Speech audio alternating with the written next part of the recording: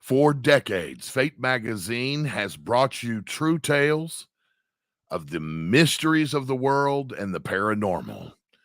And tonight, Kat Hobson, host of Fate Magazine Radio, right here on the UNX Network, continues that tradition right here exclusively on the UNX Network. Now, I give you your host, the intrepid Kat Hobson. Good evening. Welcome to Fate Magazine Radio. I am Kat Hobson, your host. I'm so glad that you're here. I am just so enthused. I've got to tell you, I've been with grandchildren all day and I have been having a ball. So I may fall asleep midway. I'm kidding. I'm kidding. I won't really. But I'm so fortunate because tonight my guest is Denise Pridemore, who is a very dear friend. She is the host of the Paranormal Pride, co-founder of Pridemore Paranormal. She, with her husband Ron, who is a wonderful man, she is really a very special person. She's gifted in many ways. She was a paranormal tour guide at the Sally House. And if you saw that episode on Ghost Adventures, you saw Denise. So I am so glad to be able to welcome her here because, we actually are real friends, not just Facebook or internet friends. So, Denise, hi. Hello. Hello. There you are. You can run, but you can't hide. I didn't go anywhere. Well, I am so glad you're here. Thank you. I am so glad to be here with you tonight. Well, you're kind of transitioning in a lot of different ways right now. Mm-hmm. And I just want you to know how much I appreciate that you are here. Because you're always there for me. I will always be there for you. So it's like you said, distraction, yes. I can relate to that. I think all of us can. But, you have so much to bring to the table. And we've been together, broadcasting together, Heather and Jan, for almost 10 years. Yep. 9, almost. I know. Right? My you're the one that keeps coming up. My anniversary's coming up here in April of 9 years. Yeah. And I just hit 10. Yeah. Well, I'm so excited about that because I don't have very many friends anywhere that I get to see. And, because all of my friends that I grew up with here in Birmingham have pretty much moved away. And some of us are coming back, which is kind of cool. But most of my friends are in Ohio, which is odd because I've never lived there.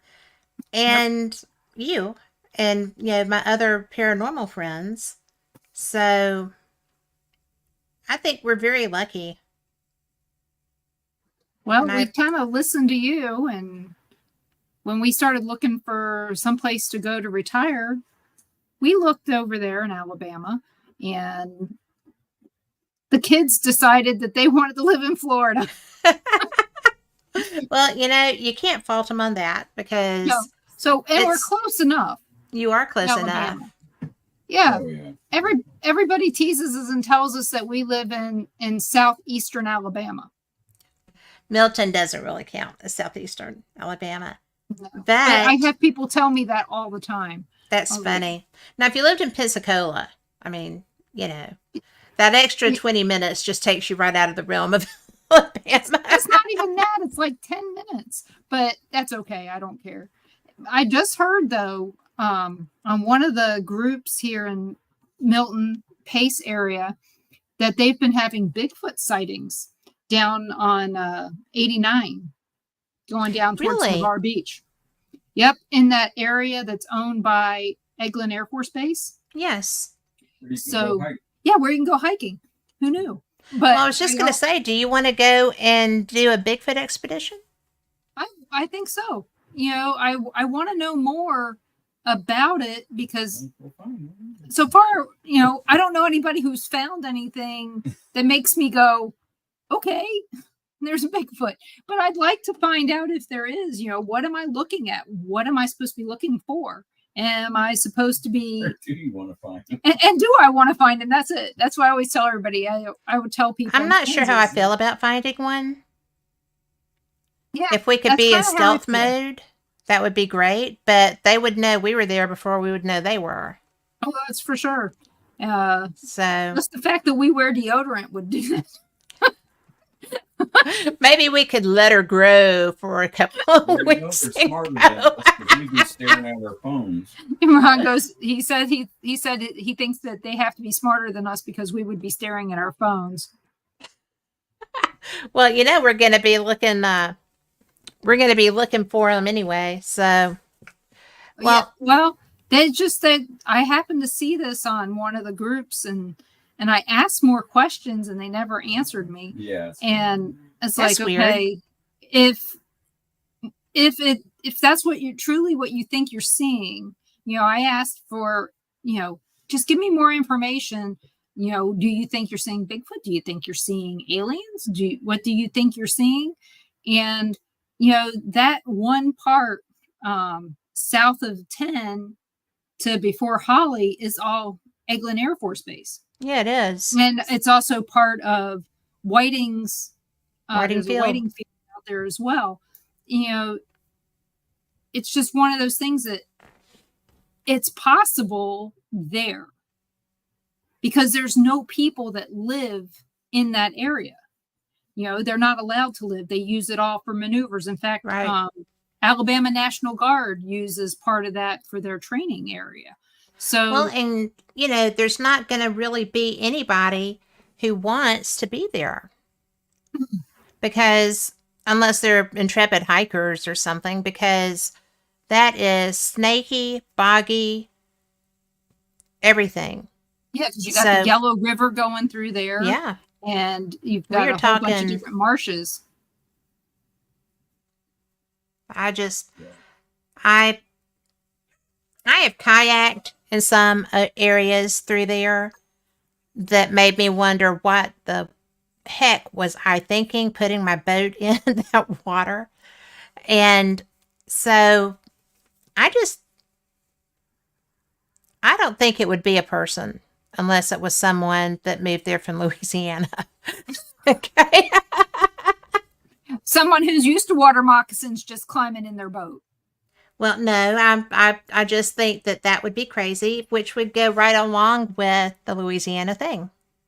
Yeah. I say this and just because everybody before you start getting offended, I have some very dear friends that live there and they know that I say these things because one of them is one of those go into the bayou people. And I'm going to tell you that if it were not for the Cajun Navy, there'd be a lot less people that got out of New Orleans after Katrina, and there'd be a lot less people that got rescued in other places too. So I'm not going to slam them. Yeah, Thank God for them. They're in Baltimore. I'm glad they're that crazy. Yeah, they went up to Baltimore to try to help with the Yeah. Key Bridge. Yes, And, they did. I didn't know that. Did that make national news? I'm from Baltimore, so Oh, I heard. Yeah. In fact, I was sitting here at my desk working, and I was in a meeting, and Ron goes, "You might want to look at this." Okay. Yeah. So I lived in Dundalk while they were building the bridge. oh, okay. And I remember people complaining back in the 70s. Oh, But I remember people complaining about what an eyesore that bridge was and how it was changing the landscape of Baltimore, and it was going to be so different and horrible. And I was like, I was 7 and I still remember hearing people complain about it. But I'll tell you, I hated going through that harbor tunnel. I hated it more than anything else because we would get stuck in traffic for hours on end. And as a little kid, it's terrifying being stuck in the tunnel. When they built the bridge, it was one of the tallest bridges in the country. And when the wind would blow, it would move and you could feel it. And I remember the first time I ever drove over it as an adult, and I was terrified. I got used to it eventually, but it was still an hour and a half faster than driving all the way around or through the tunnel to get to the other side of town. Wow. So it did save a lot of people a lot of money and time, even though, people complain about toll roads, and it did change the landscape. But then the day that it came down, it was people complaining about how the landscape has changed again. Yeah. I am But- dealing with this because I just had something happen with my sound. So, Can you and hear me? apparently my desk. Oh, okay. I'm sorry. Okay, so it was just very strange. And as I'm sitting here and I see that, the first thing I say to Ron is, I wonder when they're going to start saying the Mothman was there. Okay, that was the first thing I said. Okay, I said that privately. I did not say that in front of anybody. I never Of course posted not. it until I started seeing that it came up. And it's like, I was wondering how long it would take. So the doomsdayers started talking about that. And then, of course, 2 other bridges came down the same day, but 2 others were in other countries. I don't Yeah. think that they were in the United States. I could only find, my cousin told me about it. He had said that there were 3 bridges that came down that day. And one was in China, and I don't remember where the other one was. I saw coverage of the one in China, but I did not realize it was the same day. Yep. Wow. March 26th. And Yeah. so, but yeah, that was one of the first things I said. And then there was something else that I had said that ended up being prolific at the time too. Now I can't remember what it was. So, Well, you know something that I actually was up and had the TV on, and as soon as that bridge was hit, the coverage started. And I guess I don't know where they were pulling those cameras, that footage from, but it there was was all kinds of cameras all over the bay. Yeah. it was crazy. I mean, because they had so many angles, and I'm watching that thing and I'm like, where's the anchor? I mean, who's dropping anchor? And I know Now, that's a granted, they very did deep, drop one, yeah, but Should have dropped them all. there's Yeah, there's I said the same protocol. thing. So, and the anchors you can manually release. So Right. I'm just sitting there going, wow, I can't believe this. I can't believe this just happened. And, it was so astonishing because it looked like you remember not the Legos, but the Connects toys. Mhm. That's what that looked like somebody had knocked into a Connect setup Mhm. and it just went blue, blue, blue. And it was way too easy. However, that was built. Maybe we should rethink that. maybe, Yeah, the way I look at it is that boat was so huge. It was so huge, so heavy. And Yeah. to be honest, there were times when I've driven over it where I'd seen big ships going underneath it. And I always wondered why nobody ever hit it. Right. And I have a feeling, it's the navigation that they have in there keeps that from happening. 'Cause they were trying to Well, but it avoid- wasn't that great when they built it. Just like the San Fran. I mean, they've been there a while. Yeah, it's probably going to take them a good 5 years to rebuild that bridge. They're saying 3, but it took them so long to build it to begin with, and it has to be so high to let all those ships go through. Joe will do it in a weekend. So, Yeah. and if he did do it in a weekend, it wouldn't stand. But Ryan, you just need to get out there and help them engineer that, bud. That'll work. Yeah. But I'll tell you, See the full- only thing I was concerned about was friends and family. And when I heard it was 1:30 in the morning, I was grateful that most of my friends and family aren't out at 1:30 in the morning. Right. They're still at the bar. So no, they're not still at the bar. Well, the Most of bar's them not closed until home. 2. No, those bars don't close until 6 a.m. Oh, okay. Well, here they're too. Yeah, But at 6 a.m. They only have to close for a half an hour and then they open back up. oh, well, time to go to the restroom and fix your lipstick. Yep. So It was one of those things that always astonished me when I was a kid. yeah. Yeah. Well, we've And- got and it- Steve in chat, and he said, "I'm not a conspiracy theorist, but sometimes these things look exactly like what they are, exactly what they look like." And he said that ship drove straight into that support column, and it did look like that. It looked Yeah, on purpose but- to me. But The it angle of was that also- camera They nailed it. did. But they were also in there's no brakes. I Yeah. mean, No it's kidding. full speed. They're going ahead, and it looked to me like they started to slow down, but it just wasn't enough. Well, They- and They should have known sooner that they needed to drop Like all they their turned right anchors. into it. well, and these are not. I mean, these vessels. I learned just driving our little boat, right? That these vessels are not something that you can turn on a dime. And there's a lot of weight on because this thing was loaded for bear. It was going out, it was crossing the big water, it was carrying a little bit of everything, this and that. God only knows what all was there. But it was big, and it was Mhm. heavily laden. And you can't just spend that on a dime. The boat kept going in the direction of the heading when they lost power. They couldn't What's adjust sad that. is that boat's still there. It's still holding up what's left of the bridge on the one side. Yeah. And it will until they can get it out of there safely. And I just feel so bad for the people. I mean, you could see the cars going as fast as they could over it. Well, and the cops were trying to, thank God they got the Mayday out, Right. because the cops did get the end of the bridge closed. Mhm. So, But if you're Ends, watching the plural. video, you can see the car lights and you can see that they're going way over the speed limit. They're going oh as yeah, fast they're as getting they the heck could. out of Dodge. And I think that they said that they think 6 cars went into the water. Yeah.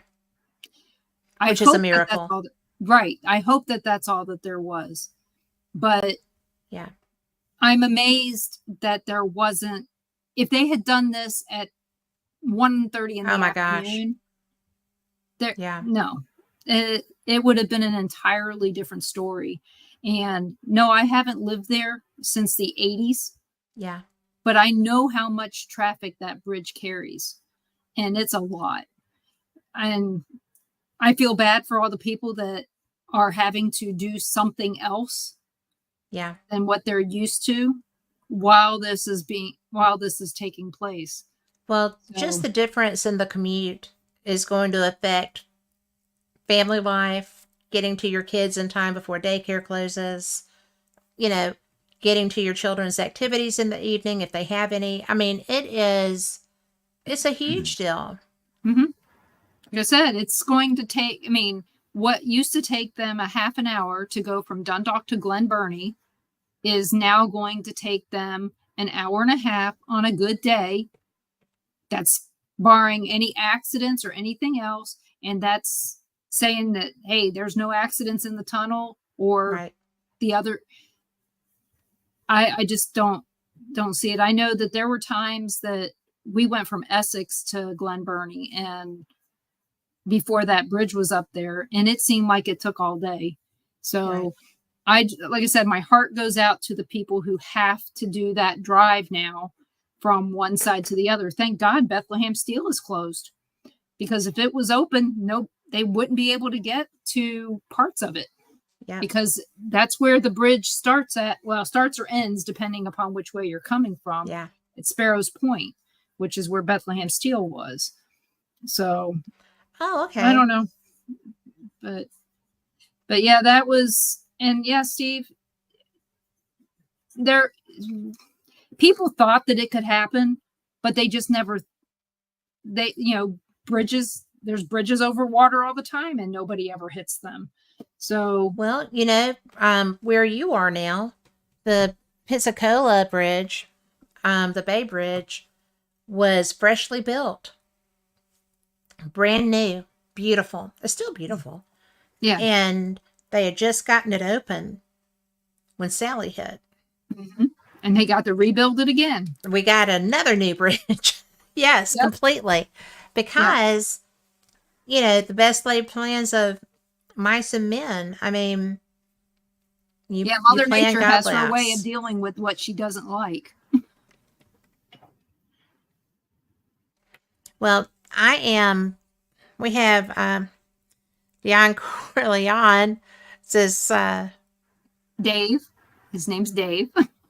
yeah, said, referencing my friend Max Hawthorne, who is a wonderful human being. And welcome to the chat. Feel free to join in. We're talking about bridges right now. Well, we'll be changing what we're talking about here in a minute. Because, Well, sure. we're women. But, I just absolutely, bridges, any kind of infrastructure goes down, and something that politicians don't talk about, people that are in control of our money don't talk about, because they don't want to have to spend it there because they have all these other wonderful programs to put it into. But our infrastructure in this country is old. We've got a bridge right here in Milton that Yes. there's Oh my only gosh. 2 lanes, only. Okay, well, there's the Milton one and there's the Pace one. The Pace one's being rebuilt right now. The one coming across the Scambia Bay. And they've made so much fun. We've had so much fun with that one so far. We hit a screw back in January about that long, went right through our tire. Oh, So, and that's common during that construction. Now we've got the one here in Milton that's a 2-lane bridge that goes across the Blackwater River, and that's the only way to go. Right. And right now they're doing construction on I-10, and all the traffic's coming through Milton, and everybody's complaining. Why did we let this town get so big? Blah blah blah. I'm really tired of them. Because you want the revenue. Yeah, can you imagine how much your taxes would be without people like me moving to your town? But that's a whole different ballgame.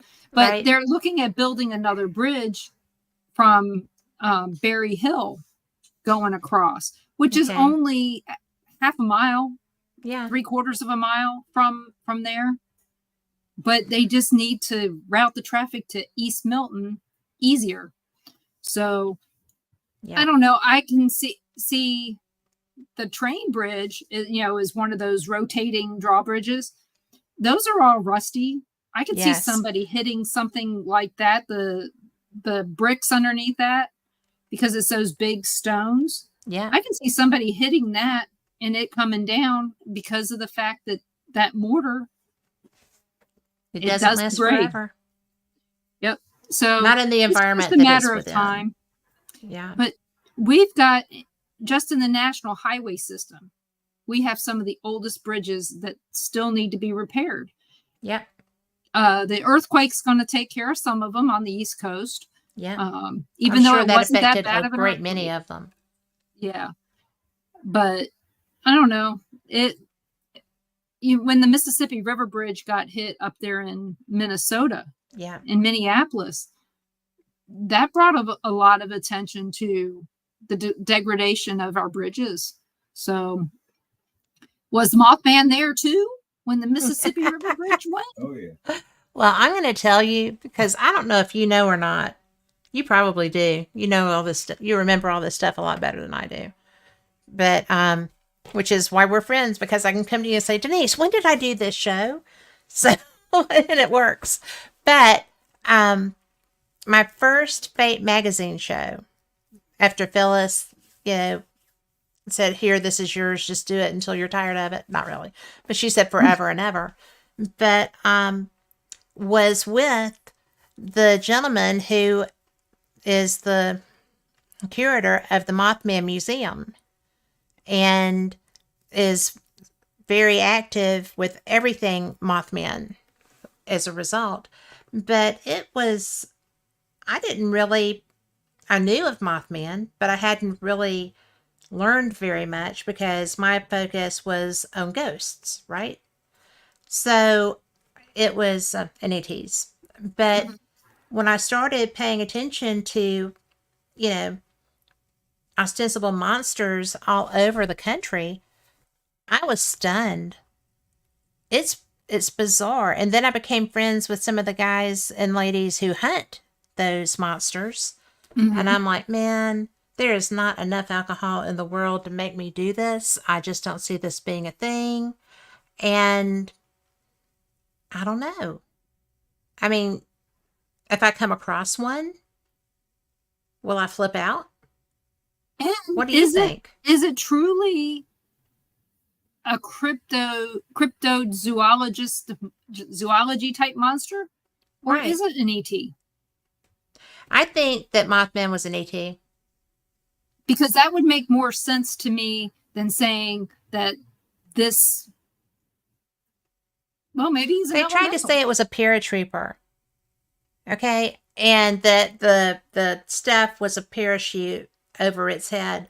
I'm sorry. My dad was, 101st Airborne National Guard Green Beret Airborne Division. And I've seen people come down and get stuck in their chute once they hit the ground. Mhm. That's not even close. Not Yeah, even close. I like I said, I would go with based on. I'd go with demon or ET before I went with crypto. I would go with an ET before I go with a demon Especially with it because showing up in all these places where disasters happen, which is yeah, the same place that they always tell us that they're seeing UFOs. I know. You see it at nuclear facilities. They say they saw Mothman. Yeah. Okay, well, who else do you see at nuclear facilities? I mean, that's my thinking is that more ET and less, you know, unknown monster Yeah. that lives in caves in the United States, especially in West Virginia. I'm sorry. Well, I don't know because I think there's a lot of weird stuff in West Virginia. There is. I mean, I lived there for a while when I was a kid, and my family lives there. I drove through So, there on my way to Gettysburg, actually, a part of it. And the vibe is so odd. And I mean, I have no prejudice against any place. I love seeing everywhere and I mhm. love exploring everywhere. And I travel alone mostly. So, David put his foot down on 7-hour drives to get, to get to places where I didn't know the people at the other end. But I really think that cryptids are probable in some of the places because, like, you spoke with a woman, you did an interview with a woman who lived right on the edge of the Pisgah Forest. And I have experienced, at the other end of the Blue Ridge Parkway down in Cherokee, I have experienced the Thomas Divide lights multiple times. I mean, it's consistent. I've gone through the topography of that area. I've gotten maps. David got maps for me that I had not found yet. He and I have gone over every aspect of that area, and there's no reason for those lights. The place that they're coming from are not inhabited. Mhm. The the temperature variations. I mean, it doesn't matter what time of year it is. Mhm. And they actually closed the Blue Ridge Parkway from right after Thanksgiving on once they have a risk of snow. Mhm. And because the park ranger stations close. So, I've been there when it's cold. I've been there when it's, you know, flaming hot. I've been there with humidity, Mhm. and the activity is consistent. So, I don't know what that is, Yeah, but I I have know growing video. up, there's some weird stuff that definitely goes on in the mountains. And Yeah. some of the people that live there, and I don't mean this in any derogatory fashion at all. Like I said, my family lives there. I've been there in the mines and everything growing up. All the, I have stories of, quick story. My grandmother, my step grandmother, one time we were there, they raised rabbits in hutches beside the house. Mm-hmm. Trailer basically hanging off the side of a mountain. Right.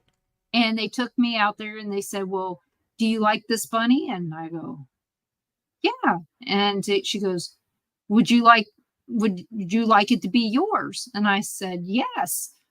Little did I know I was picking out dinner. Okay. Yeah. I have never eaten rabbit again. Oh my I did not God. know that it was the one I picked out until after dinner. Oh I my went out to go God. feed That's it. so harsh. So, but that is the way that people are there. I mean, my grandfather raised, my mom was raised in that. Yeah, she was from Virginia. She lived in Bristol. She lived in West Virginia. My grandfather went to where the coal mines were for jobs. Yeah. So they lived all over. We lived all over growing up because of mill jobs. My dad did those. So we lived everywhere. And one of the things about people in West Virginia is I can do it myself. Everything is them. They do not like outsiders. They know if you're not from the area, they won't talk to you. Some will, but they're all survivors, and on their own. I've had on survivalists on my shows. That's what these people do. They make these preppers look like nothing. Well, that's because they weren't prepping, they were living, and they Yep. still are. Yep. I mean, it And- wasn't fashionable at the time. Yep. So, And a lot of the people that live in those mountains brought over their traditions from Ireland and Scotland. And a lot of the stuff that you're gonna hear about from West Virginia, the mountains of Virginia, North Carolina, even parts of South Carolina are going to be things where you're going to go, there ain't no way these people are telling me the truth. Like the little green men that they see in the mountains. I've never but those seen are them. different little green men. Yeah, they're not ETs. These are little green. I'd have to say they probably remind you of trolls or leprechauns or Like the Cherokee something little else. people. Mm-hmm. Yeah. And the thing is the Irish and the Scottish also believe in that because they lived with the Native Americans and they took on a lot of their traditions as well, at least from what I saw with my family. So, because my family was Cherokee and Irish. When I went to Scotland, I brought home books for the kids, right? Children's books. Well, they're sitting in my dresser because I can't give those children's stories to my grandchildren. That's creeping because out. they involve being eaten, being drowned with, if the kelpies come after you. There are horror stories for adults is what they are. They're and they're Grimm's written as fairy children's tales. books. Yeah, they're Grimm's fairy tales. Yeah. I mean, so Mm. yeah, it was a big nope. Yeah, that's something that you'll have to wait and see if they're actually into that kind of stuff. when they're older. teenagers. I mean, Yeah. if I took those to my grandchildren, their mothers would have been so upset.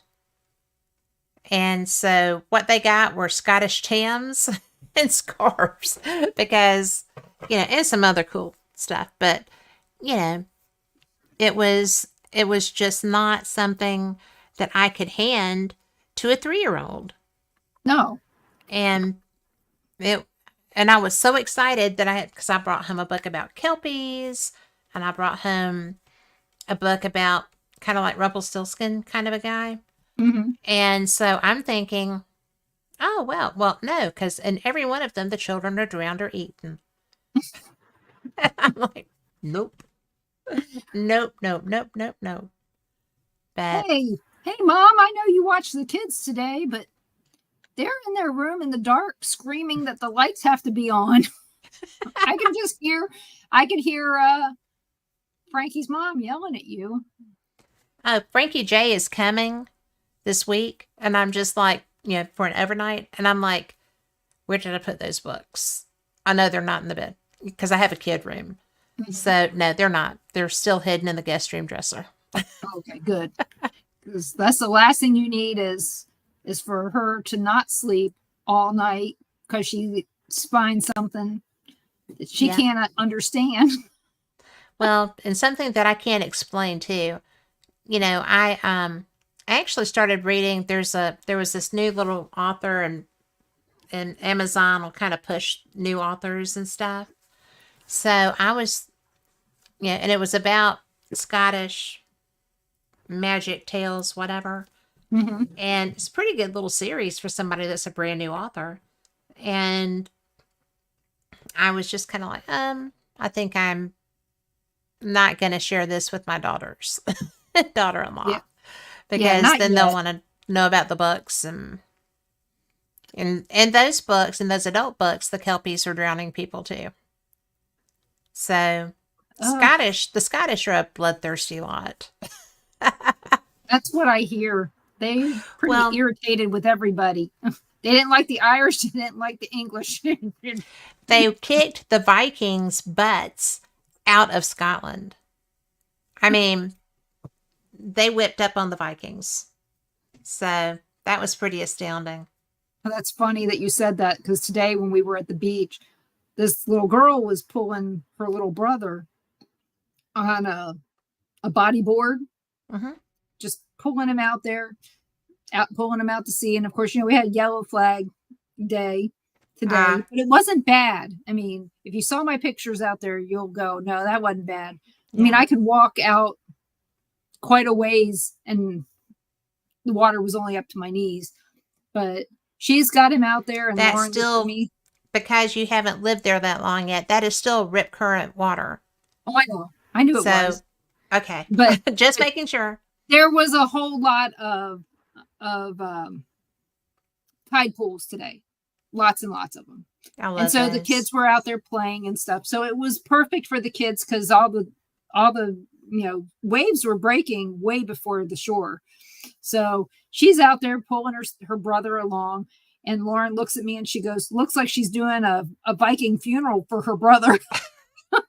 Oh my gosh, like, that's hilarious. I said, well, thank God she didn't light him on fire. Well, there was still time yet. Oh, so I don't know how many clams I saved today. Honestly, there was all these kids that kept digging them up and going, Mommy, I found shells.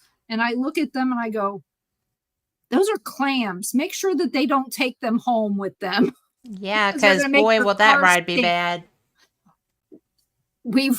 We came from Galveston once. We went down and the kids dug them up and I didn't know they had them. They put them in the cup holders in the minivan. Yeah. Halfway through Dallas, I'm going, what is that smell? Thank God it was a rental. Oh my gosh. Really? Yeah, it was a rental. We had rented the van and they brought home the clams in the van. And well, at least it was a rental. Yes, I share that. I felt so bad, but I've made sure now that all the kids know that those are clams. I did find a live snail today when I was out and about using my cat litter scoop in the ocean. Yeah. It was new. They work. It was new. Yeah. So I wasn't paying $30 for one of these little things to go out there and dig. No. I mean, I got cats. I'm messing in sand all damn day long. different results, hopefully. Yes. So. I bought myself an unused cat litter scoop for the ocean. So put it in the car and it's out there ready for me anytime I want to go to the ocean. That's brilliant. I have not thought of doing that, but I bet you I'd take one with me when I go. Well, I mean, you figure it's $2. Yeah. If you go Dollar Tree, you could probably get one even cheaper. but I just Yeah. didn't want to spend $12 on this thing, and then of course they screw you at the stores at the beach, Yeah. those telescoping ones, and the holes are bigger, so you lose more shells than you get to keep. So Yeah, I like shelling in the water because that's where you find most of them because they're not all picked over because they haven't made it there yet. And yeah, especially, you know, that's usually when I find the skates and stuff, but I hate stepping on. But they're not real skates. Those are animals. If you don't know, they're kind of like jellyfish, stingrays. Mhm. And some of them will zap you and some of them won't. You just never know what you're gonna get. So it's have you gone yet to Pensacola Lighthouse to investigate? No, not yet. That's on the list of stuff. Since we last talked, we are members now of Panhandle Paranormal out of Pensacola. Okay. So Rob used to be the caretaker there. Yes, he did. So he said that that's on the list of places. We're going to Fort Blakely next month. Oh, cool. Going to go camping there. You and your camping. I know. Hey, it won't be 27 degrees or 22, so it'll be better. Yeah. And we're also going camping in June at the Blue Angels campground on the base there, or just by the base. So that'll be fun. Base, yeah. And then we're supposed to be going over to the Hamilton County Jail in Jasper. And there's some other place. Well, they want to go to Myrtle's Plantation. I just don't know if I want to go right yet. But I wouldn't go right now. There's and we're also supposed to do a cemetery cleanup. There's a cemetery just over here in Ferry Pass that's been neglected. Oh. And so depending upon how I'm feeling is going to make the difference. I don't know how long my recovery is going to be, if it's only going to be a week, 2 weeks, a month. I don't know. So right now I'm not planning anything until I know. Everything I'm telling people, like I told you before the show, tentative. Yeah. If I can't do it, I'll tell you. Well, and it's just taking care of your body matters a lot more than anybody else's schedules. I mean, oh yeah, that's what matters. But yeah, I'm grateful that Rob asked us, and we've met some really nice people, because that's, at this point, we now at least know some people. Yeah. You remember months ago when I said I love going out because nobody knows who I am, or I don't ever see anybody I know. I don't have to worry about how I look. Well, that changed a couple weeks ago. We went to Sam's Wholesale Club and ran into neighbors. We went to the beach today and ran into neighbors. Really? Yeah. How's that for odd? I think it's awesome. Yeah. Well, and we could run into her also at Gulf Shores because her dad owns a condo in Gulf Shores. Really? And so we've been over there to see her in Gulf Shores once already. Yeah. So down the street from the hangout, the east, going east of the hangout.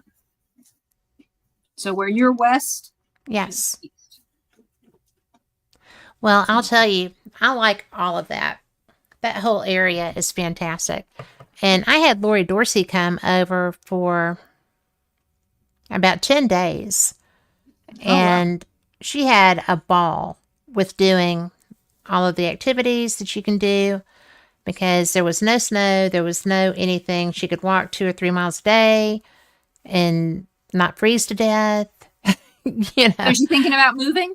She is, actually. I bet. We were looking at places because we were looking at getting something else too.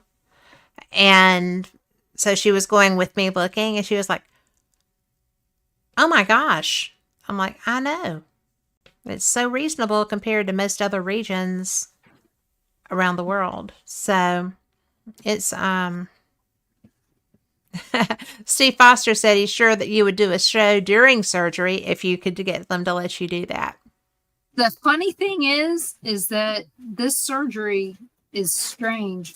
It is at 1:00 tomorrow afternoon, and the apex is what, at 1:15? The apocalypse. Yes, it's the eclipse, not an apocalypse, people. Keep that in mind. We survived please. 2017. 2017 was a cakewalk. This one's not different at all. And I don't know why people are making it the end of the world. Well, because it's a media pull, right?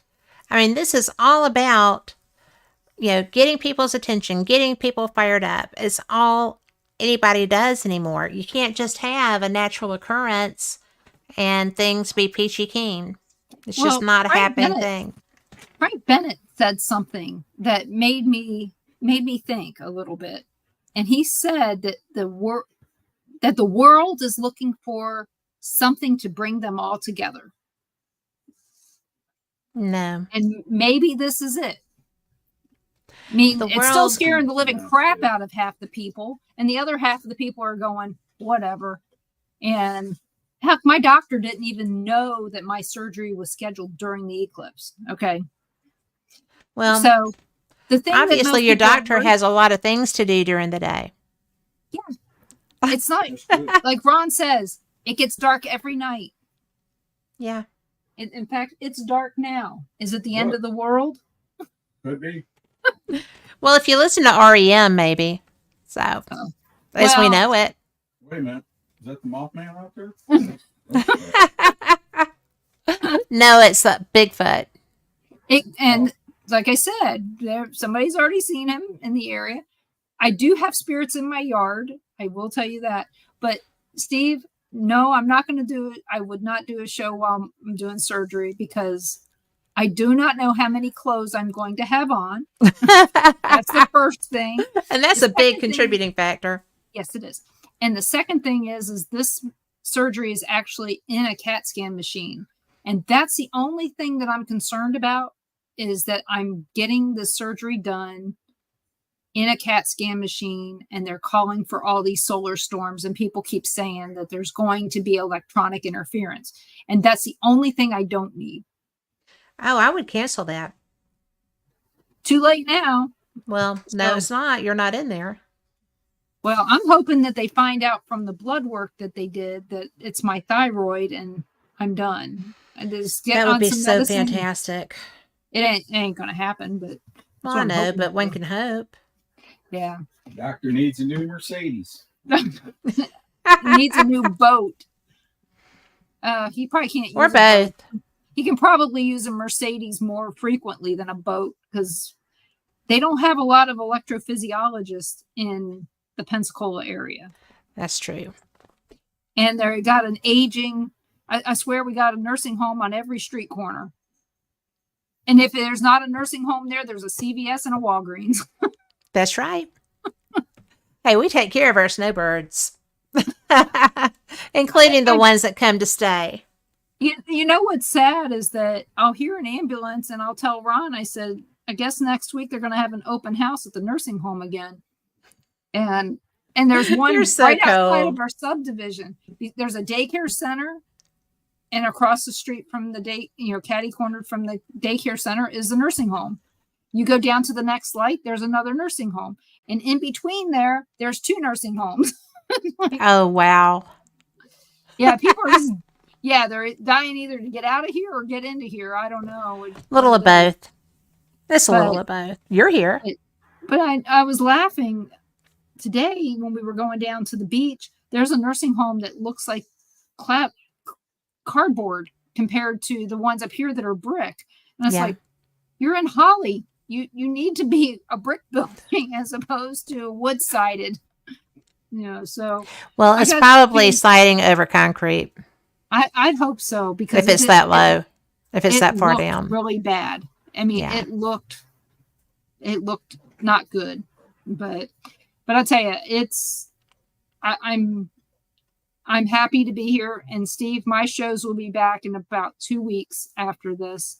I've already got my guest scheduled for April 22nd. I do not have Cool. anything scheduled until then.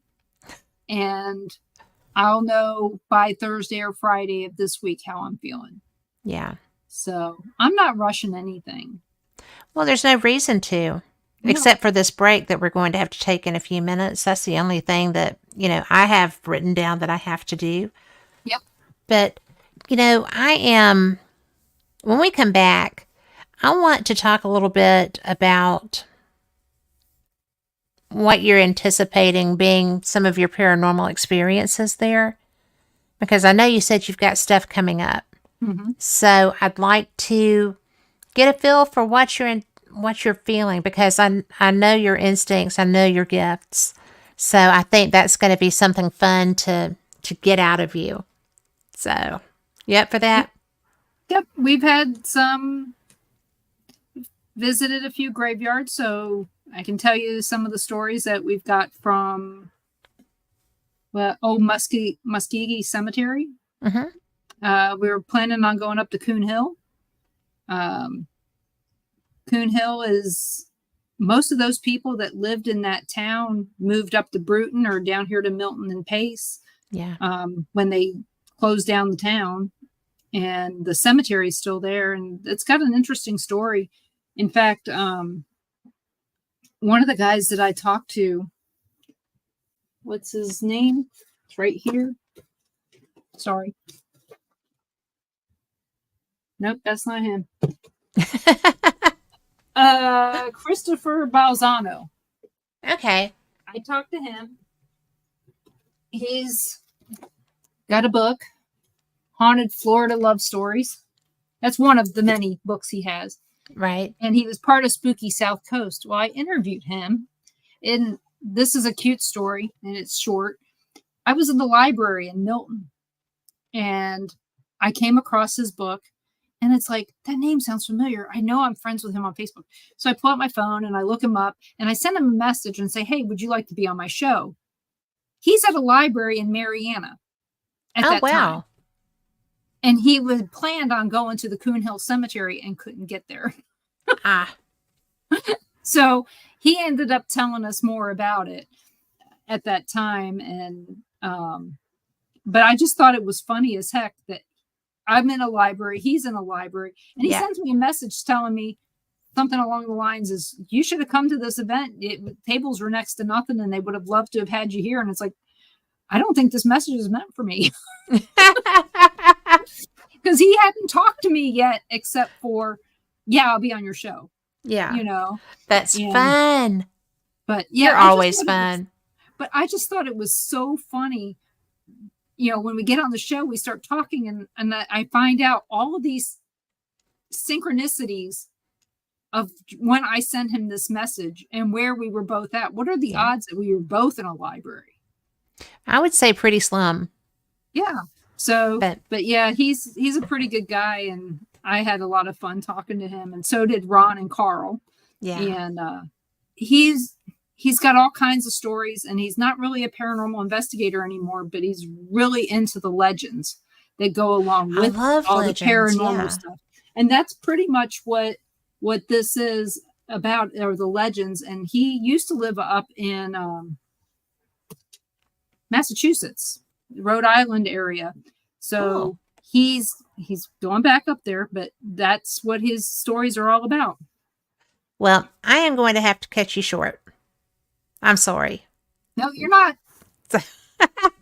But we will be right back. Y'all come back with us, and you'll get some more of Denise Pridemore. See you on the flip side.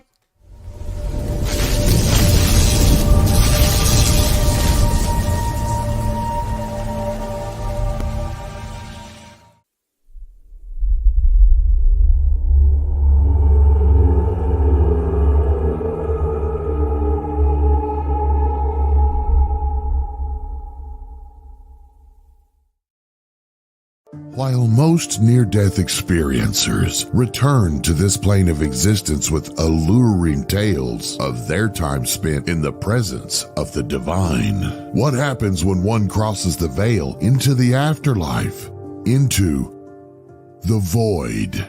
In the new book, Dying to Meet Them, Mindy Toutfest describes her journey to the afterlife after a devastating aneurysm, how a strange turn of events would lead her to spiritual growth, divine healing, UFO experiences, and a greater understanding of the universe. Get your copy of Dying to Meet Them today at Amazon.com or visit unxmedia.com for more information on this book and more amazing selections from UnX Media Publishing at unxmedia.com.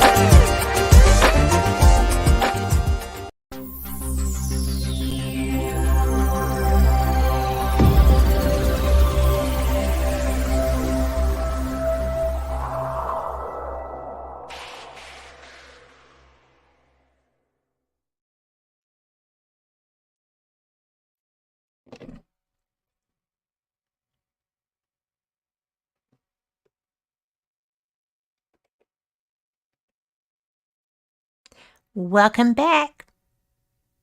I am so glad that you are here tonight. I am Kat Hobsin. I am your host, and I am so excited to be bringing you Denise Pridemore tonight. Denise is a very dear friend of mine, and pretty amazing, really and truly. She is a paranormal investigator. She's an intrepid paranormal investigator. She actually has frozen to pieces trying to investigate the paranormal. She is fun. She is one of the smartest people I know. She has moved into my area, so we actually get to see each other. She came in. I don't know if I've ever told you how much I appreciated you coming to that Paracon. And speaking of that Paracon, I have to do this, Denise. I hope you don't mind. Okay. But I was supposed to be speaking with an astronomer, remember? Yes. And I do still have that on my phone. I have to Thank get that to you. Thank you. But these are the glasses that he was giving out at the Pensacola Paracon. And he was eclipse ready then, Denise. Oh, I know. So he didn't want to come and talk about anything. He did not plan. He was not going to have a conversation or do a Nope. presentation. So I wound up flying solo, and I was so glad that you were in that audience because, you know, the only other guys I knew were the Wraith Chasers, and They weren't sitting there. They No, were they over at weren't. the table. And thank God goodness Ron was there. He was at your table. he was at my table. So I was saved by both Pridemores. So, but we had a great time. I mean, because we had just moved here, Mhm. just 3 months before. And I had spent all this time going, I want to go. And, Erica was trying to talk us into a table. And I said, I don't need a table. I'm a walk around, talk to people kind of person. Sitting at a table is not my way of doing things. I'll pay to get in, but I don't need to pay for a table. Yeah. And she saw us, didn't know we only paid for the day, gave us a weekend pass. And so we were only planning on being there Saturday. And then you asked us if we were going to come back the next day. And I said, yeah. And Ron was right there with me going, yep, Yeah. we'll be back tomorrow. And of course we knew you were speaking the next day and we wanted to be there. And you were talking about disclosure. And I was. And that was, something I needed to hear about because I don't watch a lot of stuff on UFOs. And so I didn't have any preconceived notions of bull crap or, Right. or no, it has to be this. I was right in the middle of not knowing enough to actually have an opinion. And I do now have an opinion. But that's only because I've now paid attention. And like I told you then, I'm more interested in that stuff now than I was, say, 5 years ago. And is it because I'm in an area where there are UFO sightings? Yes. That is my favorite experience. Actually, that is my favorite sighting report because I know a guy, we both know guys everywhere, guys and gals, but who was perceived as a man in black on that case. And he was, when I messaged him and said, I'm going to be speaking in Pensacola. Can I get some more details about you being a man in black on this case? And he was like, oh, it's in his book, right? I know. But he was like, oh, well, no, that's just a joke. And he explained to me how they came to be perceived as the men in black. And so I was just kind of like, nope, not buying it. I am not buying this. So I told him, I said, I'm still going to tell that story. He was like, okay. Yeah. And he was. You want to know what's funny? Tell me. Is, okay, I got all 4 of these books at the same time. Okay, I got this one. And there was another edition of this book. Yes. Okay. So I get these books. And when I go to pick them up, the librarian, he tried to talk me out of getting them. Really? Yes. Why? I told Ron, I said, I've never had a librarian try to talk me out of reading something. He goes, well, they came back a couple years after the book was written and said that there was a bunch of Cessna pilot up there that was flying around with their lights off inside. That is not lights true. off on the outside and the lights were on the inside only. And it's like, that's not true. They can't do that. They're in an area where there's an airport. That's protected airspace. Yeah. Plus you got the Navy not too far away. And we got 9 airfields, all that are helicopter as well. Today then you've got the coasties. Yeah. You've got Coast Guard in Mobile and over there. Yeah. And like today, okay, if they were flying around and it was nighttime and this C-130 came flying across the beach like it did, they'd have been whacked. Okay. They'd been, they would have been down. Yeah. Yeah. And so it's like, and he goes, the Cessna Club said it was them. And I was like, okay. And I looked at Ron and I go, I'm still going to get the books. Yeah. I mean, I have to create my own opinion. I cannot listen to the librarian on this because Well, because you know that's a learned scholar on UFOs.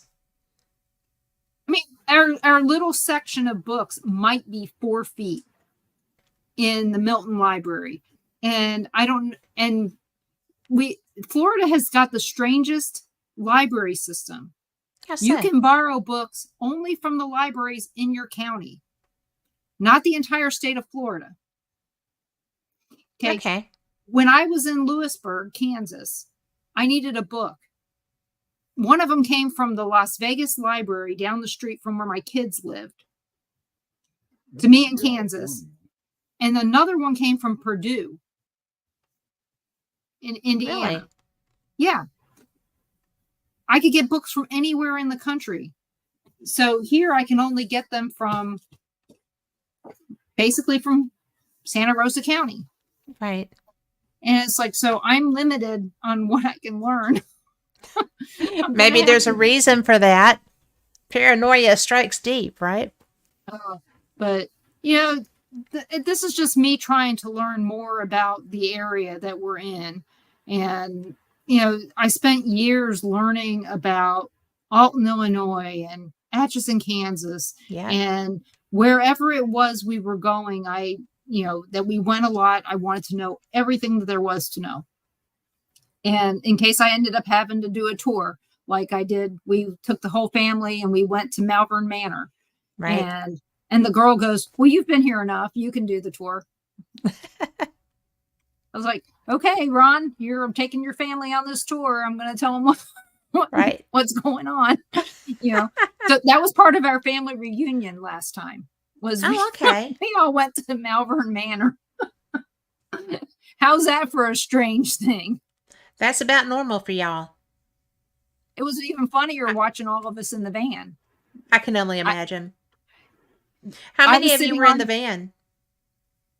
How many of us were in the van? I know I was sitting on the floor between the driver and the... Huh? Yeah, we took 2. That's right. You were with one and I was with the other.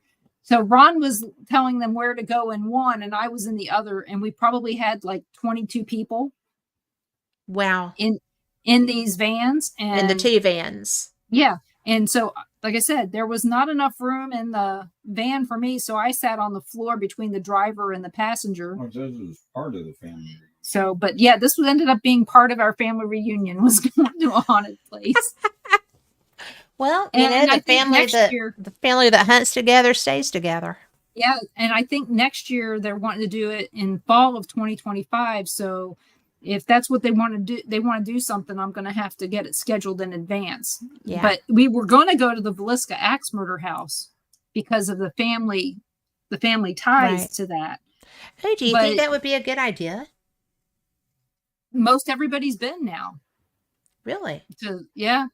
It was actually, what's funny is originally the first time we went, that's when we found out that it was a family. Nobody talked about it. Mm-hmm. And now everybody in the family talks about it. And there's a little bit more reverence to Orrin Jackson, the sheriff in the investigation. Right. Nobody sees a reason why he should have felt ashamed that he wasn't able to solve these murders when all across the country they weren't solved. That's the hindsight. People take that burden. Some people just pick up a burden and put it on their own shoulders. Mm-hmm. And that was the only unsolved crime in that area for years. But what was strange was in Miami County where we lived, same thing. There was an unsolved murder from the Paola Axe murders that happened 4 days before. And I heard the same stories from families of that sheriff of guilt, not solving those crimes. Yes, they were horrific. Okay. Yes, there were young people involved, but it's very rare in my experience, and I'm not and never have been in law enforcement, but I know that friends have been upset that a case wasn't solved, Mhm. but because it's very dangerous if you're in those positions to start internalizing Mhm. like that. It will make you mad. Well, but you think back to 1912, you know, there wasn't that many in their minds, there wasn't that many unsolved. The question is how many were incorrectly solved that nobody ever realized, Hmm. but they had somebody in custody. And, back then And that's who they rolled with. it was swift. I mean, justice was swift. There was no long drawn out trials or anything like that. It Yeah. was pretty much, look at the Missouri State Pen. All those people that Yes. were put to death, yeah, the later ones took years, but some of them were only 3-4 months that they were on death row and then they were dead. Yeah. There wasn't much time that lapsed between the time they got caught to the time they got killed. How did they, were they sure every single time? I mean, was everybody caught with the smoking gun or, a weapon in their hand to prove that they did it? Probably They're not. all on video. But, oh yeah, Ron goes, yeah, we're all on video. But, Yeah. that's the thing. We don't know, they don't know what they don't know. And that's the thing. It felt so bad back in the day. I guarantee that they just didn't talk about it. But, back in the day when I showed the family we were going to this place, the first thing I got was, I got to tell you something, here's the family history part of this, and it's like, we had no clue. And that's the thing. Yeah, how we know. Ron and his cousins were always looking for stuff to do in the area. And old abandoned houses or haunted places, that they would have ran to.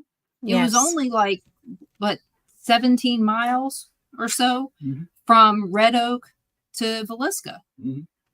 They would have been out there if they'd known about it, but the family never talked about it. Wow. So, That's but huge. that's it is. And it's maybe, I don't know, it's just one of the places that we want to go and we want to spend the night. We just don't want to go for another day tour. So hopefully the family wants to do something else. Just saying. Well, there's so many places.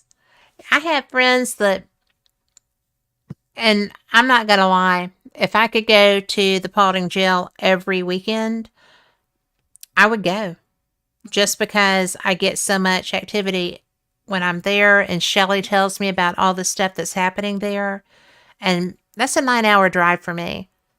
And, and I hate to, because I can fly to Indianapolis, but then I have to rely on other people Yeah. and put other people out. And I don't like doing that. Or you have to But, rent a car and Yeah. And I don't know that. sometimes that's Well, fun. actually, I do know that area pretty well now. But I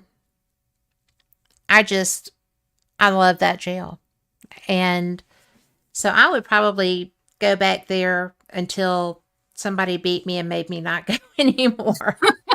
But there's so many places that I haven't been yet that still would have some tie in to my family history that I think, I found a fourth cousin on Facebook. She found me. Her daughter found me. Mhm. And she lives down outside of Evergreen. Do you know Mhm. where that is? Yep. Yep. And she is a cemetery wanderer. She's a Oh. psychic. And she was the way that she introduced herself to me was, "Hi, this is me, and I'm your fourth cousin. And I think we have a lot of the same skill sets." Mm. And I was like, "Whoa, how do you know you're my fourth cousin?" I was like, "Are you into ancestry or, what is your thing?" And she's like, "My daughter is, and she found you." And so we follow each other on Facebook and on Instagram. And, when she'll post pictures of where she goes, and you would love her. because she's very artsy, and she's very very intuitive. She's freaking full blown psychic is what she is, but she thinks she's intuitive. And I'll make sure it's okay with her for me to give you her information, but she's so amazing that Well, I'm glad she found you. I am too.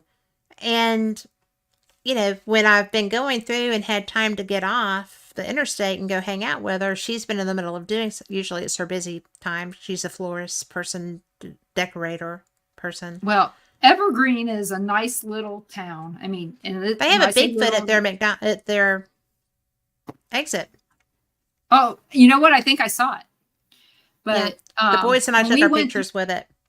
Yeah, when we went through here one time, you'd said, stop in Evergreen. Actually, when we came down to look at houses 6 years ago, we met you for lunch, and you said the best place to stop before you get into the 2-lane roads was Evergreen. Yeah. And that was the very first time I ate at the Shrimp Basket, was in Evergreen. I think that's one of my favorite little towns. Well, we have memories of that place only because the next morning when we got up, we went to go get gas, and my card wouldn't work. And I'm like, well, it worked last night when I got the hotel, worked when I paid for dinner. And he goes, they shut off your card? They shut off your card? And I'm like, no, they couldn't have. So we tried it again and it didn't work. So I ended up having to call Bank of America. Couldn't get through. Could not get through. So I called the actual bank that we bank at in Overland Park, Kansas, called them, and they said, yeah, it's down. Everything's down.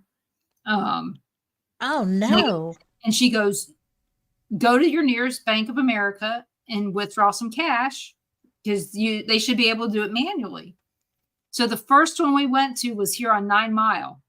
That's the closest Bank of America to Evergreen. It's 9 Mile in Pensacola. Oh my gosh. So our very first, business thing that we had to do here was that. And we just went on 9 Mile the first time living here a few weeks ago. Really?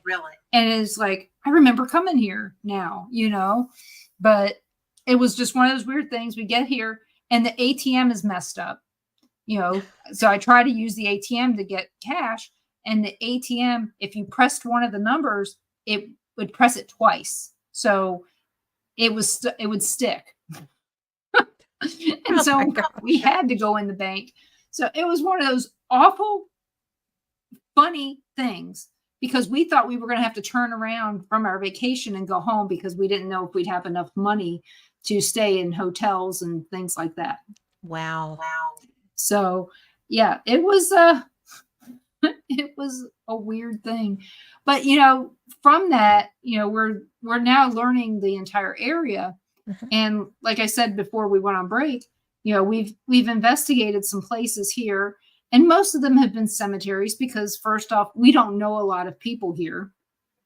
And some places you can get to by yourself. You don't have to have somebody tell you anything about where, what's going on. So we went down here to the Milton Benevolent Cemetery, it's also called the Milton Historic Cemetery. And it's one of the oldest cemeteries in the county. And so it's really interesting. There's a serial killer buried there. And Don Corleone, Dave, he had told me that he'd done a show about the love letter killers. She was one of the love letter killers. Really? Yeah. They also did a show on cold cases where they highlighted this murder.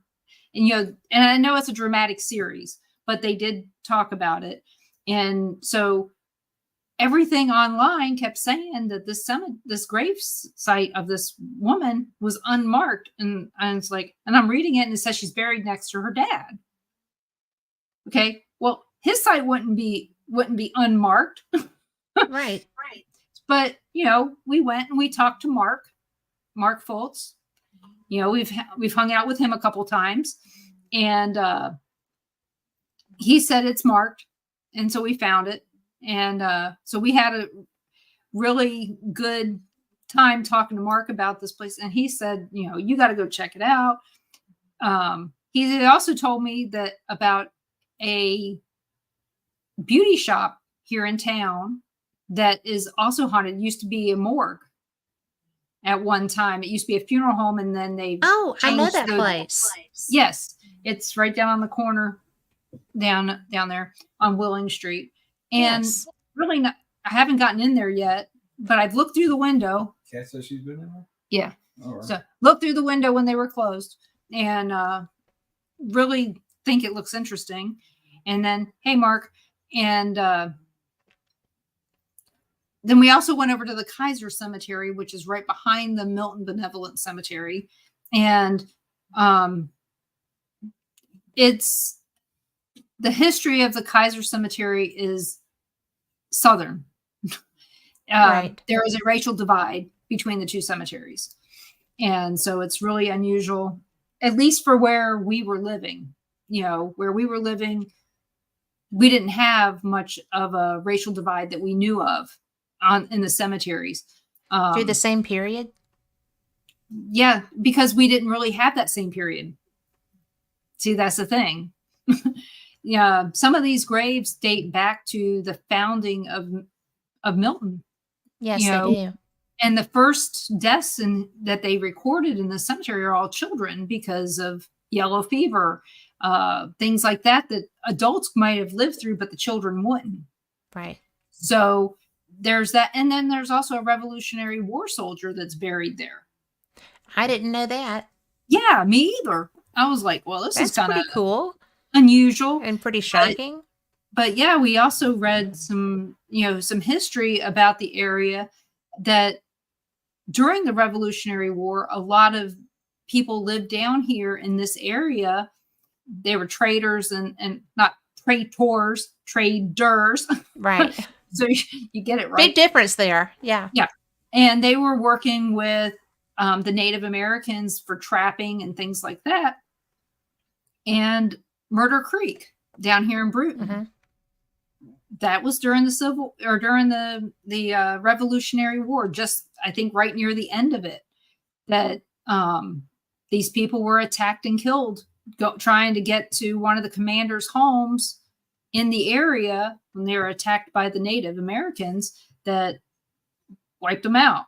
So Wow. There's some of that, but many of the people that are buried in the Milton Cemetery were people that had moved here from Bruton and other places later on in life.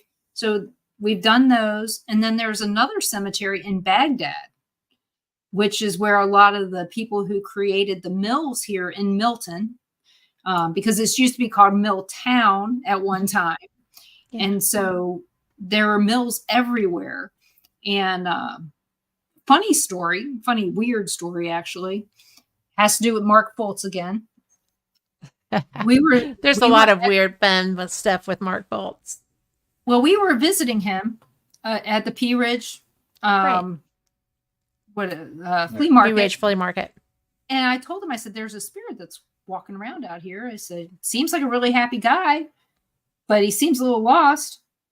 Come to find out, he'd been killed 2 blocks down, hit by a car in the middle of the night. Okay.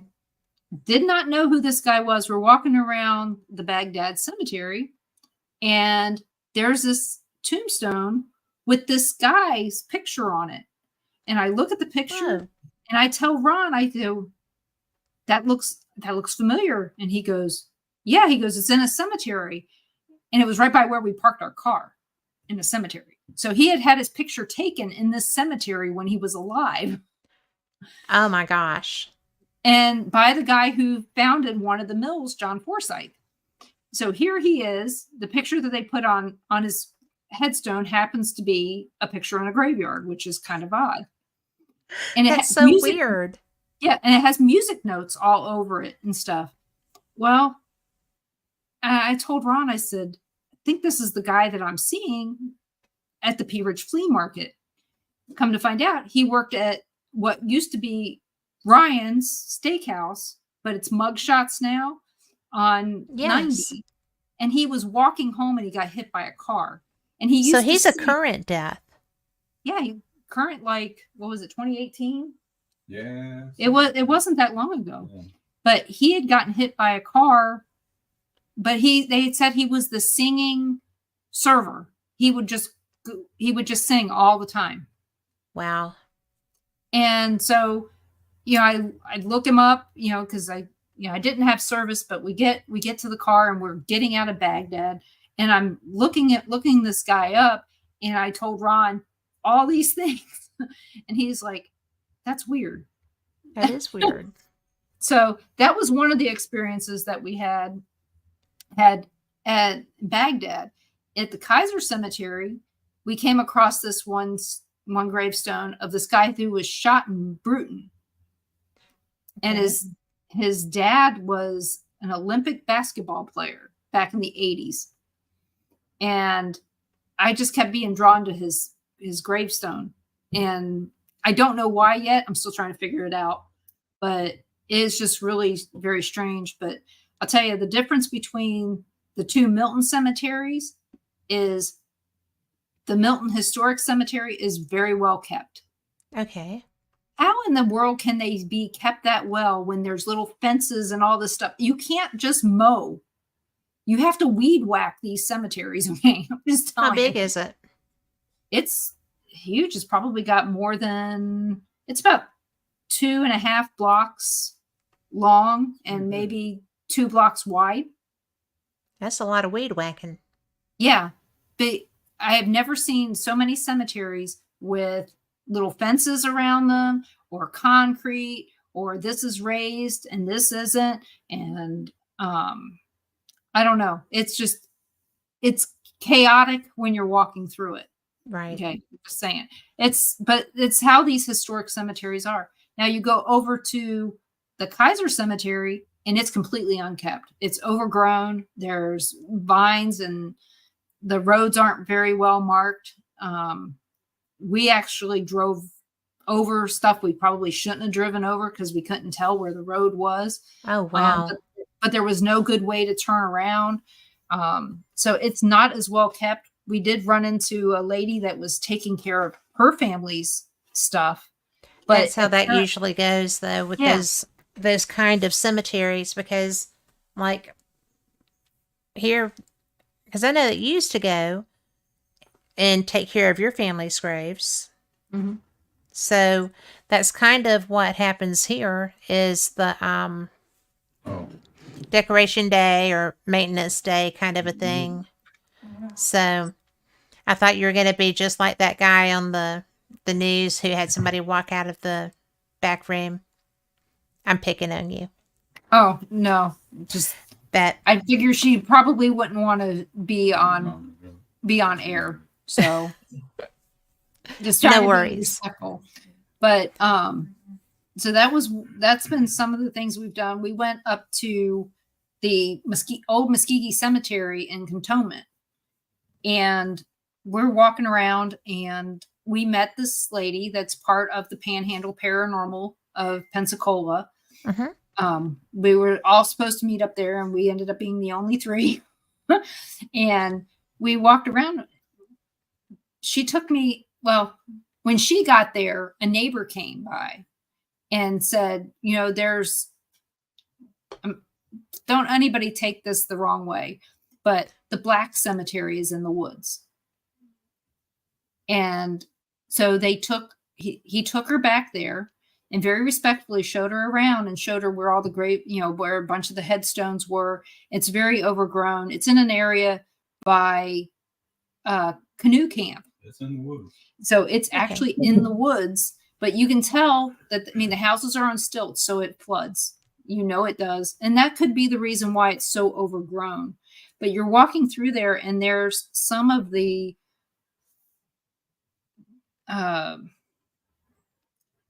some of the concrete is gone. Right. That was over top of them, where you could stepped right down into possibly somebody's body. Yes.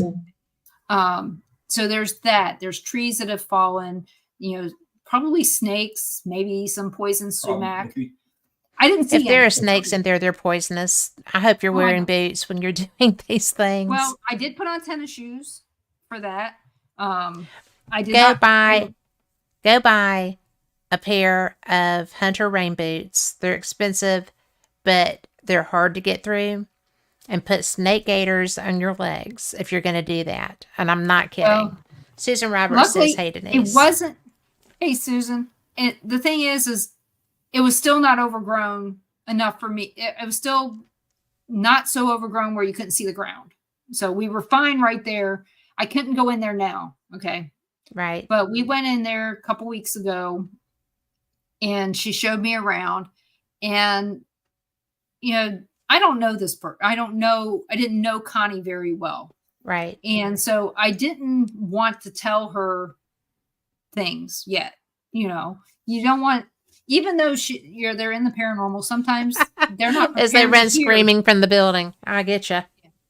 So we're walking through there and we come out and, I had some inklings of some things.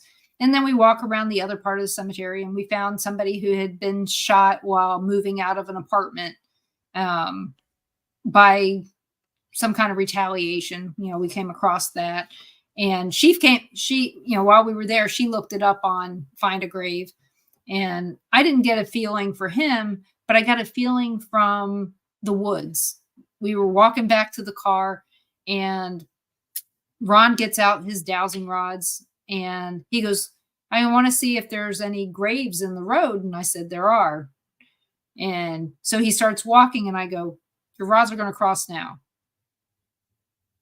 He keeps walking. I said, "Now." And I mean, they crossed as soon as I said now. Right. Each time. And so I did this, 4 times. And he goes, "Well, how did you know?" I said, "I could see." He's been married to you for how long? Because he wanted to know sooner than when I normally tell him, which is after we get home. Right. So, and I told him, I said, "Walk this way across the road." I said, "It's going to stop in the middle." I said, "There will be, and then your rods will not cross until you get into the cemetery again." And he did it. And he goes, "Oh my God, you're right." I said, Always a tone of surprise. yeah. So basically there were 2 rows of graves in the road. And I Right. said, it's probably because the road was smaller back then and that they have gone through here a bunch of times with the grader to grade the road. I said, they may not even have realized it because, it had been so overgrown and stuff, or they weren't even marked. Right. So, but yeah, I kept telling him where it was going to be because I could see the people standing there. But I had told Connie and Ron, I go, "We're being watched the whole time we're out here. We're being watched." And they go, "By who?" And I said, "By 4 different people out there." And I said, "I can see them." And they go, "What do they look like?" I said, "They look like the people that would have been buried in that part of the grave, graveyard." And so that was the extent of our paranormal experience there. But it was just funny seeing Ron's face when I'd say, "Your rods are going to cross now." Yeah. Now. But I do think that's so funny that he was surprised. I mean, I really think that's... Maybe he was just more surprised that I was telling him about it at the time. Well, but he had asked for that. Mm-hmm. Well, right? He'd even went off the path of where I told him to walk and nothing happened. And I said, "Come back over here and go here." Yeah, you said nothing. And so I said, just try over here. And so it was kind of interesting. He goes, "Did you know you could do that?" And I was like, "Yeah, I mean, I can see them. I know that they're there. What else am I supposed to do? And he goes, what? He goes, what did I do? I said, you walked right through them. Did he You not didn't feel feel- them? I don't know. No, he didn't feel anything. That's interesting because usually it's like a little, zip. Spider web feeling. Yeah. Don't remember anything. He says he doesn't remember anything. So, and of course, maybe he was just so excited that I was speaking up. So, but yeah, on our list of places to go is the Coon Hill Cemetery up here in Chumucula. Say everybody say that fast 5 times. Well, And you've got a lot of Native American town names. So I'm learning are- them. we are not, I don't know if it was, I think they were tribal names as opposed to people names. But, there's, and if you go up 65 a bit, that's where the Porch Creek Indians have their stuff, and those are ancestors too for me. We actually went out to the Creek Festival. What did you think? I thought it was really interesting. One of the guys is at Pea Ridge, at the Pea Ridge Flea Market. So I can talk to him anytime. But we went out there and we had a good time. And I'm still trying to figure out if the things that I see in my yard are related to the creek. Yeah. So I don't know yet, but I'm still seeing stuff in our yard. Are they in native dress? They're so fast I can't see them. Yeah. So hopefully they'll slow down Mhm. for me to see. Big ghost. They're Well, I what? hope so too. Are Big they? ghosts. Have you Do seen they them? seem to be aware of you? I think so. I think that's why they're going fast. So I can't see them. Right. Because I'll sit here, I'll just turn around when I'm working and I'll sit here and You think it's not really work. Look out the window and, Right. and see it. yeah. So that's Denise. it's just weird. Lauren's dogs. They act like they Yeah, see they'll act something. like they see stuff back there and they'll shine a light and I don't see anything. Lauren's dogs act like they see stuff out there. Yeah. So You're observant. it'll be and her dogs are very observant. So, but yeah, it's interesting. But out at Coon Hill, the story goes that there's a wall that goes around the cemetery, and that it will not let men walk. Well, no, I think it was men or just people not walk around the wall. On the wall, it's about 1.5 feet wide and probably 2 feet high, but that you'll get pushed off of it. And it's Wow. back in the woods about 1.5 miles. And you cannot drive back there, but it's all well taken care of. So more than likely somebody's driving their riding lawnmower back there. But they removed all the buildings from the area back in the day, whenever that was.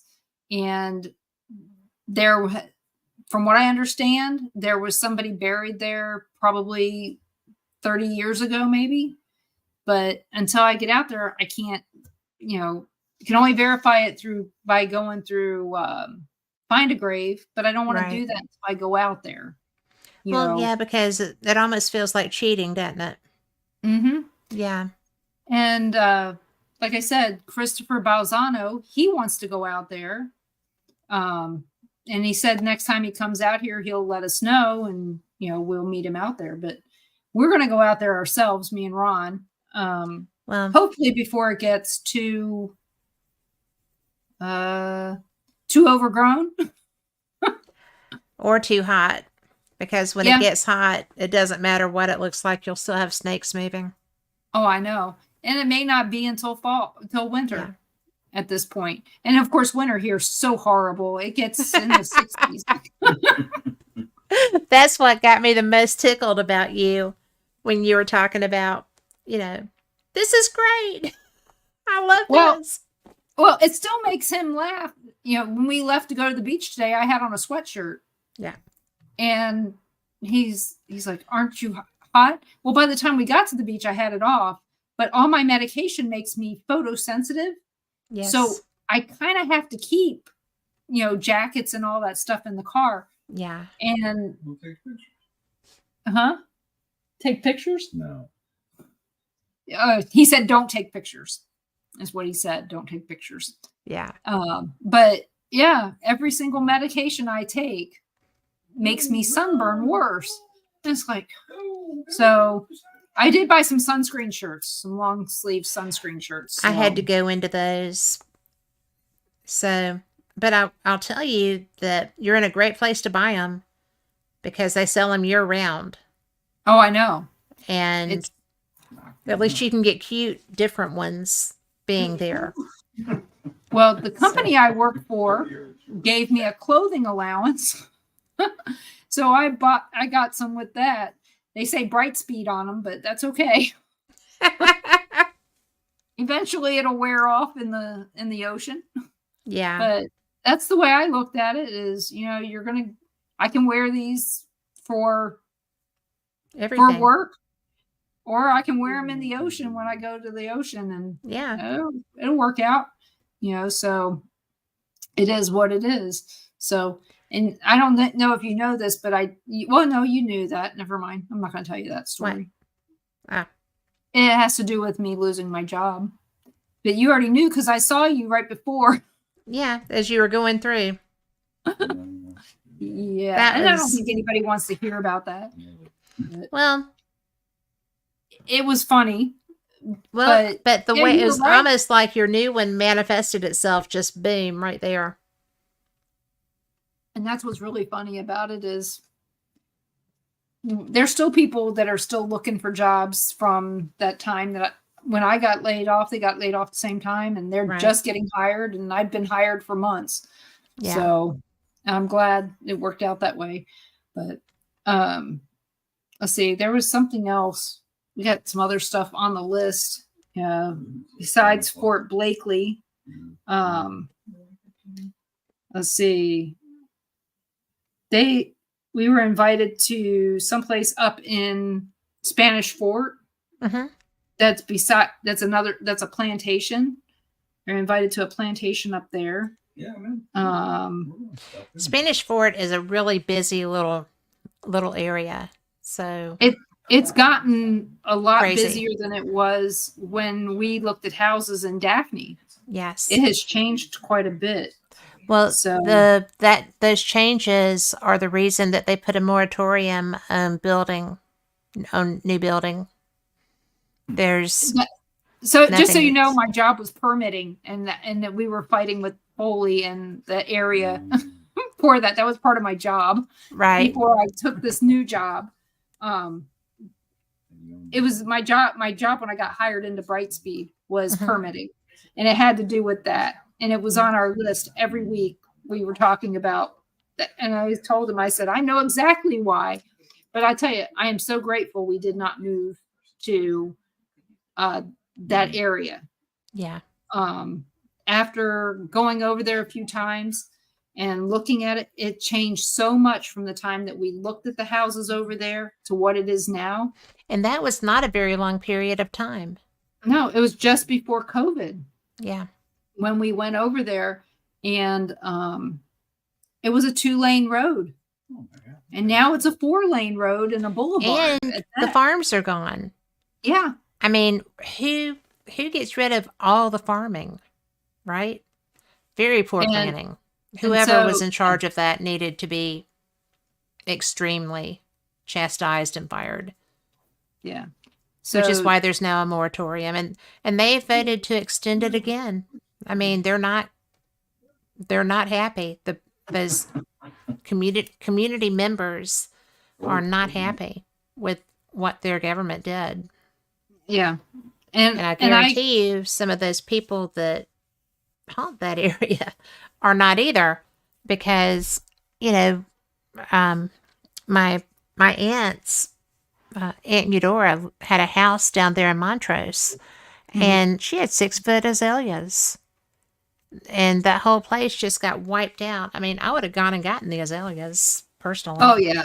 Well, we But- went down. So when we went and looked at the houses, is when we stayed at your condo, Mhm. and that hurricane came in just as we were leaving. We went down the road there to Magnolia, Yes. Oh my Magnolia gosh, Magnolia Springs. Springs is so beautiful. and And that place is haunted just walking down the street. well, when we were going Just- down there, it was horrible looking at the damage from Hurricane Yes. Sally. And Yes. it was the tornadoes and stuff. And they had said that the storms just sat there spinning Yes. on top sat of in the that bay. being- huh? It's set in the bay, in the Mobile Yeah. Bay. It was just horrible. And I felt so bad when I looked at it that I was almost in tears from the damage that Yeah. I was seeing, because I'd seen, I had survived the Joplin tornado, not survived. We drove through after the Joplin tornado went through, and I cried when I I saw remember that.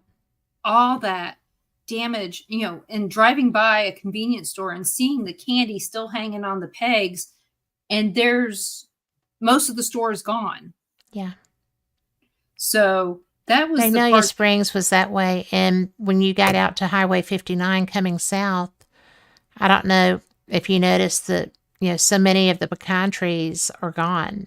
Mhm. And that was people's livelihood. Those were tremendous and old pecan orchards. And everybody, you go by empty fields now and there might be 6 or 10 pecan trees where there used to be dozens. Yeah. And I mean, houses and everything, yes. We had a miraculous lack of death during that storm. There Yeah. was very little loss of life in that because everybody had such advanced warning. Mhm. But the scars on the land hit everybody really deeply too. So I mean, I cried I'm too. I'm just so grateful for the technology nowadays. Yes. We are gonna get notice well before anything Most of the hits time. here. Yeah. I Most of mean, the it's time. not. I mean, a tornado, I can't do nothing about. I couldn't have done nothing about it in Kansas. I can't do nothing about it here. No. But hurricane comes in, it has to be really damn strong. It has to be at least an Ivan strength to get us. Yeah. Well, And we're in a Sally and non-evacuation Ivan zone. were the same. Mm-hmm. They made landfall within feet of each other at the same time as each other, 15 years apart. And that was probably the